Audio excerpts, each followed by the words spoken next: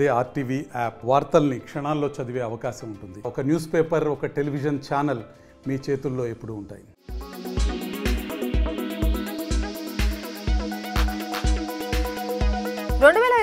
చివర్లో senior hero Arjun Sarja తాను నిర్మిస్తూ దర్శకత్వం వహిస్తున్న సినిమా నుండి హీరో విశ్వక్ సేన్ ని తొలగించినట్లు మీడియా ద్వారా ప్రకటించారు.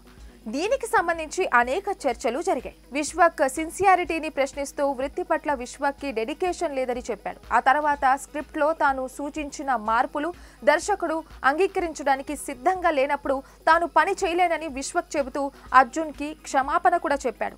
అయితే ఈ వివాదం ముగిసి చాలా కాలమైంది. అయితే తాజాగా ఒక ఇంటర్వ్యూలో ఈ విషయం మీద విశ్వక్ స్పందించాడు.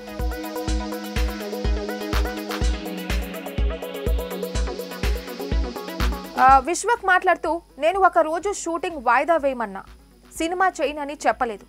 దానికే ఆయన ప్రెస్ మీట్ పెట్టి చాలా మాటలు అనేశారని విశ్వక్ చెప్పుకొచ్చాడు.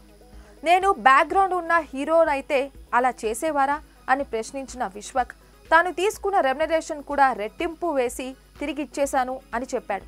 ఇక సీనియర్ యాక్టర్ అర్జున్తో విభేదాలపై విశ్వక్ సేన్ స్పందించాడు. నిజానికి సినిమా నుంచి వెళ్లిపోవడాన్ని అర్జున్ చెబుతుంటే నాకు గౌరవం లేని చోట మనస్సు చంపుకొని పని చేయలేనని, అందుకే బయటకు వచ్చానని విశ్వక్ అప్పట్లో చెప్పుకొచ్చాడు. అయితే విశ్వక్ సేన్ ఈ సినిమా అగ్రిమెంట్ చేస్తున్నప్పుడే రెమ్యునరేషన్ వద్దని, దాని ప్లేస్లో నైజాం షేర్స్ ఇవ్వమని అడగ్గా అలాగే ఒప్పందం కూడా కుదిరిందట. ఇక అందుకు తగ్గట్లుగానే విశ్వక్ కు ముందే 50 లక్షల వరకు ఇచ్చారని టాక్ నడుస్తుంది. For more updates, keep watching RTV.